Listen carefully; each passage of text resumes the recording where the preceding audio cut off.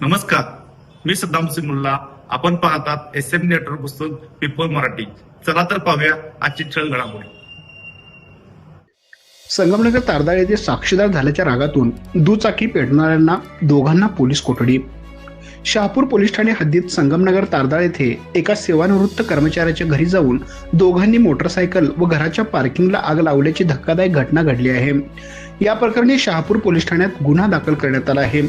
फिर्यादी तात्यासो शिवलिंग खिलारे वय 60 वर्ष, राहणार स्वराज्य कॉलनी, गल्ली नंबर 8, संगमनगर तारदाळ यांनी दिलेल्या माहितीनुसार 19 सप्टेंबर रोजी रात्री 11 वाजता गंगा प्रवीण पाटील, राहणार ड्रीम रिसॉर्ट जवळ संगमनगर तारदाळ व अब्दुल कय्यूम नौशाद तांबोळी, राहणार स्वराज्य कॉलनी, गल्ली नंबर 10, संगमनगर तारदाळ हे त्यांच्या घरी आले. यावेळी गंगा पाटील यांनी, तू माझ्या विरोधात शहापूर पोलीस ठाण्यातील खटल्यात साक्षीदार का झालास? तुला सांगितले होते साक्ष होऊ नको, तरी तू साक्ष दिलीस. आता तुझी मोटरसायकल पेटवून देतो, तसेच तुझ्या घराला देखील आग लावतो असे धमकावत आरोप अब्दुल कय्यूम तांबोळी यांनी पेट्रोल ओतले. त्यानंतर गंगा पाटील यांनी माचीस लावून hero Honda fashion pro MH09 BJ 8895 दुचाकी व घराच्या पार्किंगला आग लावली. या आगीत अंदाजे 15,000 रुपयाचे नुकसान झाले.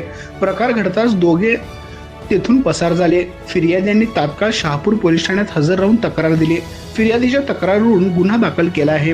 त्यानंतर पोलिसांनी पाटील आणि तांबोळी याच्यावर गुन्हा दाखल करून अटक केली आहे. संशयितांना न्यायालयात हजर केले असता न्यायालयाने या दोघांची पोलीस कोठडीत रवानगी केली आहे. आमच्या प्रतिनिधीसह पाहत राहा.